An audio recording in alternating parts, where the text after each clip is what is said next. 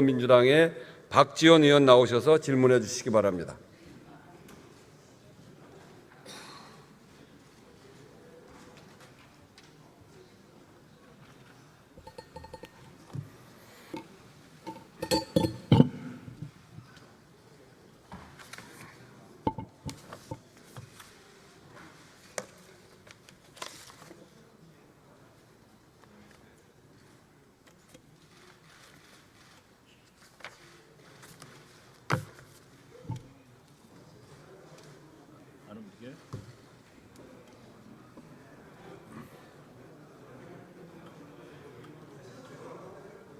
됐죠.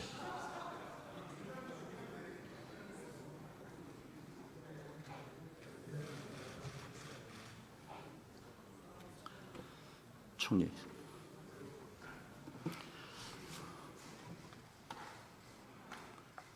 더불어민주당 해남완도 진도 박지원입니다. 안녕하셨습니까? 윤석열 대통령이 당선된 지 정확히 오늘이 2년 반 되는 날입니다. 이제부터 내려갑니다. 산은 내려갈 때가 더 중요하다는 것 알고 계시죠? 네, 많이 들었습니다. 그동안 국민과 대통령은 딴 세상에서 살았습니다. 우리 국민이 달나라 국민입니까? 대통령이 달나라 대통령입니까? 말씀해 보세요. 같은 나라의 국민입니다. 그게 문제입니다. 윤석열 대통령의 가장 큰 잘못은 당신이 지금도 대통령을 굉장히 잘하고 있다라고 생각하는 이 착각입니다. 총리의 견해는 뭡니까? 저는 대통령께서는 국정에 대한 확고한 비전을 가지고 항상 그것이 국민들의 인기를 얻는 것은 아니지만 국가를 위해서 할 일은 하겠다 하는 생각을 가지시고 국정에 임하시고 있다, 그렇게 생각합니다. 그렇게 안 하니까 문제예요. 윤석열 대통령은 정치는 검찰 수사하듯, 검찰 수사는 정치하듯 하고 있습니다. 어떻게 생각하세요? 저는 그렇게 생각하지는 않습니다. 의원님께서 사실은 국정의 핵심에 오랫동안 계셨기 때문에 국정이 어떤 방향으로 가야 되는지는 아마 누구보다도 잘 아시리라고 생각합니다. 응급실 뺑뺑이로 국민이 죽어갑니다. 대통령 눈치보다 골든타임을 놓쳤습니다. 누가 국민을 죽음으로 몰아가고 있습니까? 의사입니까? 정부입니까? 대통령입니까? 저는 의료계와 또 과거의 정부들, 왜냐하면 힘들고 어렵기 때문에 그 어려운 결정을 안 하셨던 정부들에게도 책임이 있다, 이렇게 생각합니다. 하나만 말씀드리면 2019년 2월 6일 연합뉴스에 난 거를 보면 설 연휴 근무 중 중앙응급의료센터 장이 별세를 했어요. 됐습니다. 그리고 응급실 됐어요. 뺑뺑이. 누가 살인자입니까? 살인자는 없죠. 그러나 국민은 죽어가지 않습니까? 그러나 이러한 의료계 뺑뺑이는 10년 전서부터 엄청나게 있었습니다. 바로 그렇기 때문에 그대로는 못 갑니다.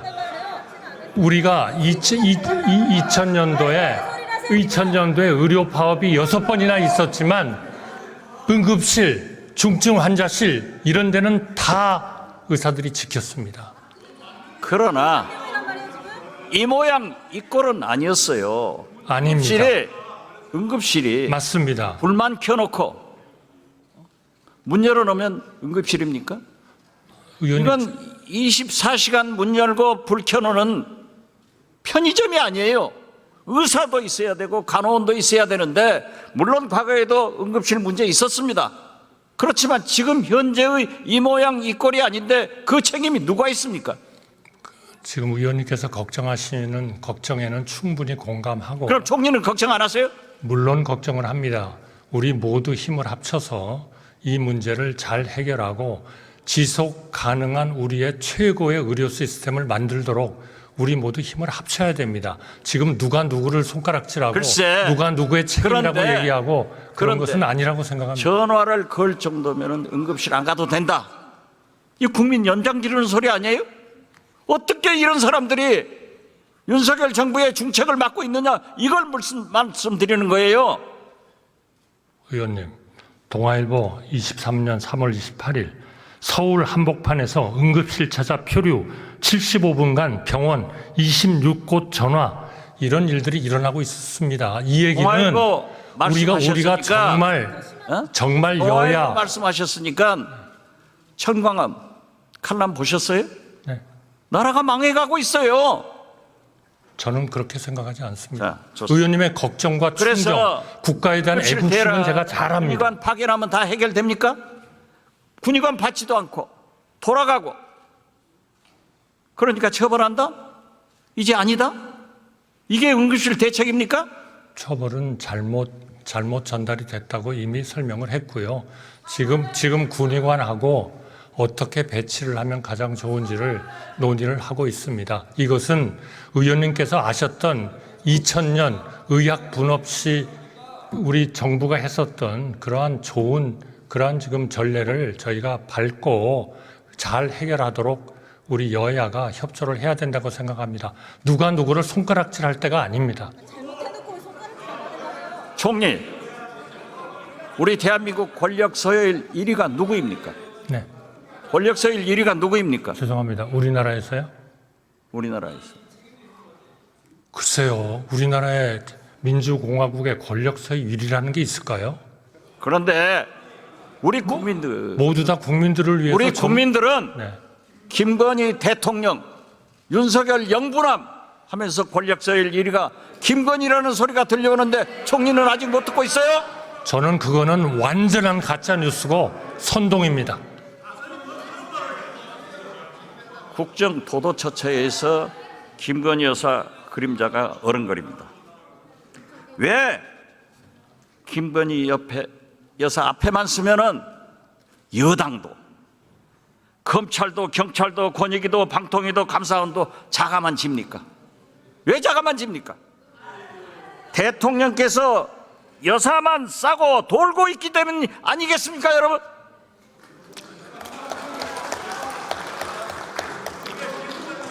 의원님, 잠깐. 누구보다도 의원님을 옆에서 잘 모시고 같이 총리 일했던 들어가세요. 법무장관 나오세요. 전직으로서 동의하기가 어렵습니다. 예. 네, 감사합니다.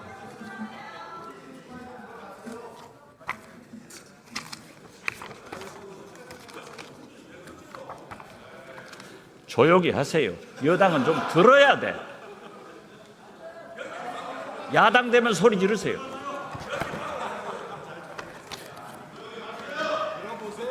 뉴스토마토 보도 보셨죠? 구체적인 내용을 말씀해 주시죠. 김건희 여사가 오선 의원인 김영선 전 의원에게 창원에 있지 말고 김해로 가라. 그러면은 대통령께서 많은 공약을 해준다. 이런 거 안 보셨어요? 뉴스는 봤습니다. 봤죠? 예. 수사해야 되는 것도 아니에요? 의원님께서 말씀하시는 뉴스는 봤습니다만 그 중에 어떤 구체적인 이것은요, 팩트를 제가 아직 확인한 바가 없어서 김건희 여사가 예. 중대한 선거 개입을 한 것이고 국정 개입을 한 것이고 나아가서는 이 자체가 국정농단이라고 생각하는데 법무장관은 어떻게 생각하세요? 제 생각에는 아직 구체적인 사실관계가 확정되지 않은 상황에서 언론 제기 의혹만으로 뭐 공직선거법 위반 여부를 말씀드리는 것은 적절하지 이것은요, 않다고 생각합니다. 예. 터질 게 터진 겁니다.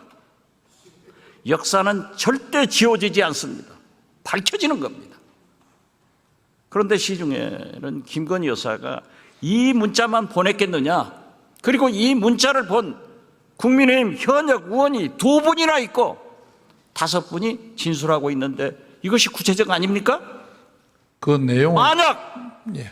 야당에서 이런 일이 있었으면 검찰에서는 당장 인지수사했을 거예요. 의원님 저희들 공정하게 하겠습니다.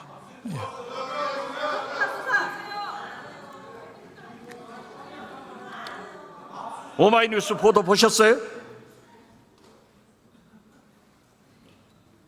예.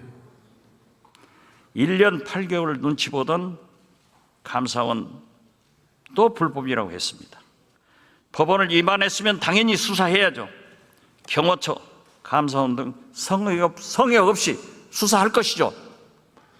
일부 수사가 진행되고 있는 부분도 있고 지금 감사 결과가 또다시 나오면 거기에 불법적인 내용이 있다면 마땅히 수사가 진행될 것입니다. 네, 총리 다시 부탁합니다.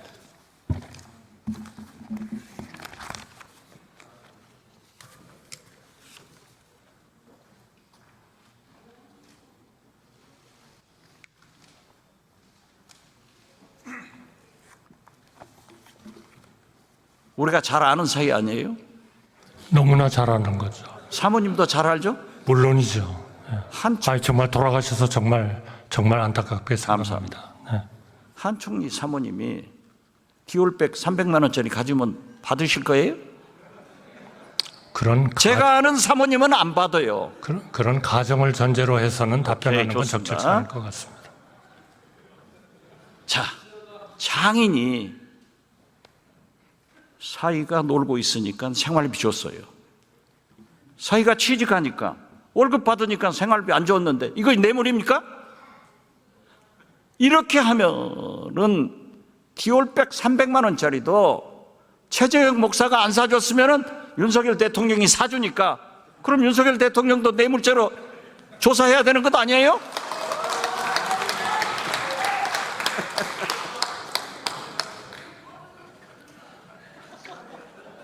저는 의원님과 저는 그런 얘기를 할 정도의 관계는 아니라고 생각합니다. 네. 그렇게 말씀하셔야 총리 오래 하십니다. 아니 제가 존경하지 않습니까 의원님을. 한덕수 경제수석 비서실장님 하셨잖아요. 제가 비서실장 했잖아요. 제가 추천해서 오셨잖아요. 우리가 김대중 대통령 모시면서 IMF 외환위기도 극복해봤고 그 경제수석 때 스크린 쿼터 얼마나 소신 있게 반대했어요. 왜 지금은 말씀 못 하십니까? 무엇이든지 대통령님께 도움이 되는 말씀이라면 하겠습니다. 그러나 가짜뉴스와 선동을 전제로 해서 말씀드릴 수 있다고 가짜 뉴스가 아니고 진실도 말을 못하니까 우리 국민만 불쌍한 거예요. 대통령이 잘못하면 총리라도 잘해야 될 것 아니에요. 잘하겠습니다.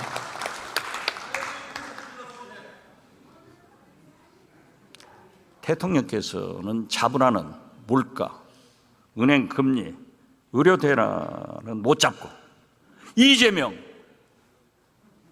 민주당, 문재인 전 대통령 때려잡는 데만 금메달 따서 되겠어요? 때려잡으라는 물가 잡고 은행 금리 잡고 의료 대란 잡아야 된다고 해야 성공한 대통령이 될 수 있는 것 아니에요? 지금 물가와 금리는 그런 방향으로 가고 있지 않습니까? 물가는 2%입니다. 8월 달에. 이거는 전 세계에서 거의 가장 좋은 실적입니다. 그러니까 미국보다도 더 좋아요. 대통령이 기자회견 하면서 경제 좋다. 민생은 어렵다 그러셨습니다. 경제 좋아요? 민생은 어렵습니다. 민생은 어렵잖아요. 맞습니다. 예. 1년에 100만 개씩이 없어집니다. 경제 좋다가 좋아요? 그러나 130만 개 그래서 기업들이 우리는 들어옵니다. 네. 지난 2년 반간 국민과 대통령이 딴 나라에서 산 거예요. 같은 우리 데 국민이 달나라 국민도 아니고 윤석열 대통령도 달나라 대통령이 아니라고 하면은 정신 차려야 된다 이거예요. 정신은 항상 차리겠습니다. 자, 10만 4천 원 카드 썼다고 기소했다가 하면은 300만 원 디올백 받았으면은 기소해야 되는 것 아니에요? 의원님께서 말씀을 안 하시는데요. 아니 왜 여기 앉아 계신 분들이 답변을 하라 말라 하시죠? 의장님 그게 맞습니까? 총리, 예. 그 순한 한덕수 총리가 요즘 대통령이 싸우라고 하니까 국회의원들의 질문에 저돌적으로 반항을 하고 있어요. 죄송합니다. 청문회 나온 사람들도 다 국회의원하고 싸우자는 거야. 죄송- 대통령께서 총선 패배하고 뭘 하겠습니까? 모두 내 잘못이다. 나부터 잘하겠다 했는데 여당 당선자들 모여놓고 예상권, 거부권이 있으니까 싸워라? 세상에 어떤 부모가 자식들에게 싸우라고 하고 어떤 대통령이 여당 국회의원들에게 야당과 싸우라고 하는 사람이 있었어요? 대통령님, 김대중 대통령께서 저한테 싸우라고 할 때 제가 싸우던가요? 저 안 싸웁니다. 김대중 대통령이 싸우라고 하는 것은 정의를 위해서 했어요. 맞습니다. 국정을 위해서 싸우라고 하셨어요. 그런데 하도 가짜뉴스와 선동이 판을 치니까 그 순한 한덕수 총리가 그렇게 변했기 때문에 대통령실과 내각과 국회가 충돌하고 있는 거예요. 제발 옛날의 한덕수로 돌아가세요. 의원님, 저 안 그것이 변했습니다. 나라를 살리는 길이에요. 저 의원님 존경하고요. 의원님하고 말레이시아에 가서 외환위기 극복하기 위해서 노력했던 거 지금도 생생하게 기억하고 있습니다. 제가 왜 변합니까? 왜 변해야 그때는 됩니까? 좋은 한덕수였는데 지금은 나쁜 한덕수예요.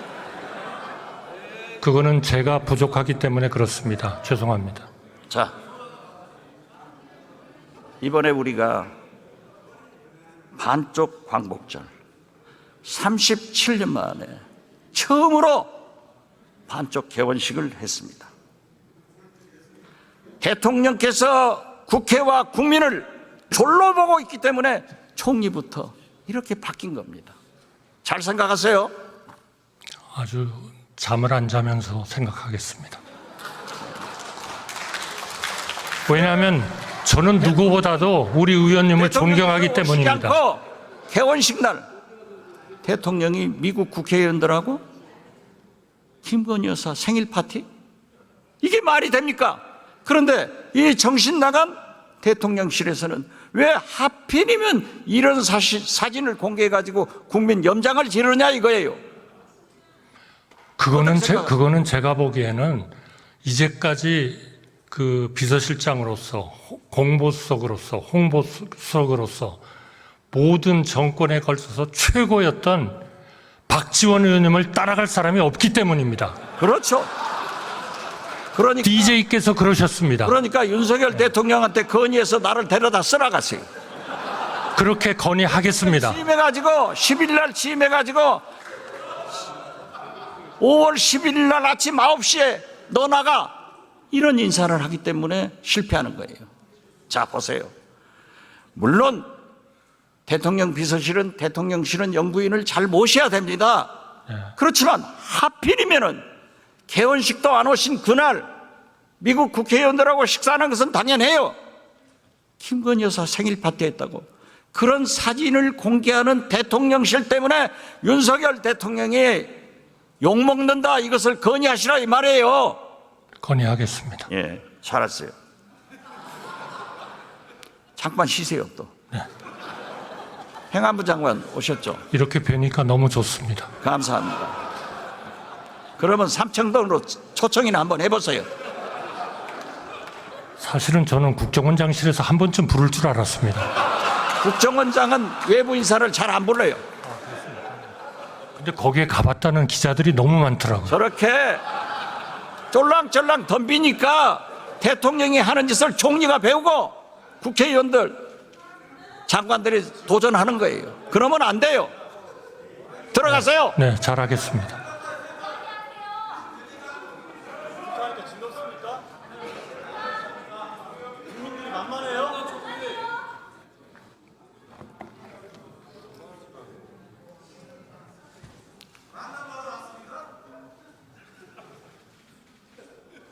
제가 소리 지르면 질문 안 하고 한없이 서 있을 거예요. 장관, 네. 행정구역 개편 생각 안 해봤어요? 네, 계속 생각하고 있습니다. 생각하고 있죠? 예, 그렇습니다. 그 생각을 한번 말씀해 보세요. 지금의 행정구역이라는 것은 사실상 조선시대부터 이어져 온 것이고, 지방자치 시행된 지는 만 30년이 돼 갑니다. 근데 앞으로 우리가 다가올 30년은 지난 30년과는 너무나 다른 시대가 될 것이기 때문에 인구가 감소, 그다음에 지역이 소멸되는 국가적 위기 상황이기 때문에 이것을 어떻게든 극복하기 위해서는 행정체제 개편을 종합적으로 지금 다시 한번 검토해 볼 필요가 있습니다. 그래서 행안부 산하에 미래지향적 행정체제 개편위원회를 지난 5월에 발족을 해서요, 굉장히 심도 깊게 고민을 많이 하고 있습니다. 아주 잘하셨습니다. 인구 소멸, 네. 지방 소멸에 대한 대책 가지고 있어요? 뭐 그 대책이 쉽지는 않습니다만 방금 말씀하신 행정체제 개편을 비롯해서 행정 복층화냐 단층화냐 여러 가지 다양한 방안에 대해서 아까 말씀드린 바와 같이 제로 베이스에서 고민을 좀 많이 하고 있습니다. 예, 수고했습니다. 다시 한번 또 총리 나오세요.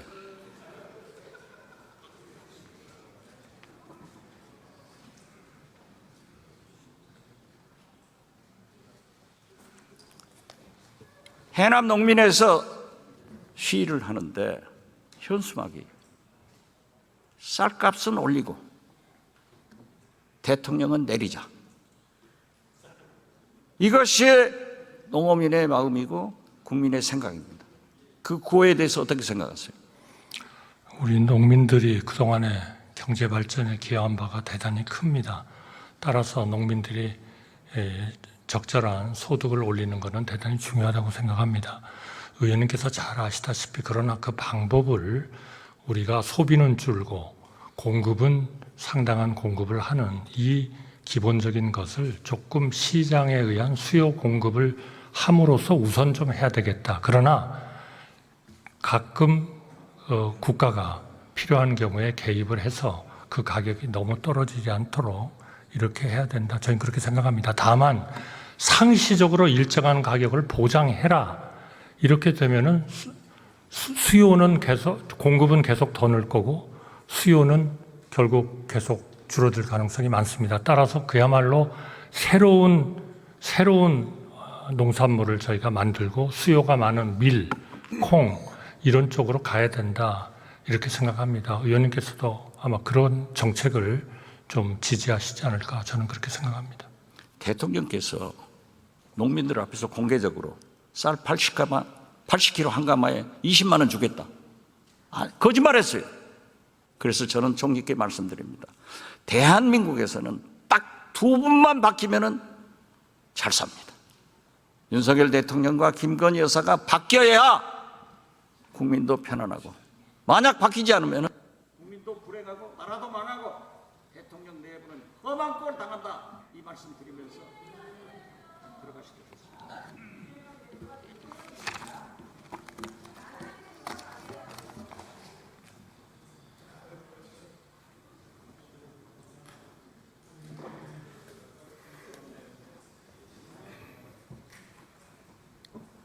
경청해 주셔서 감사합니다.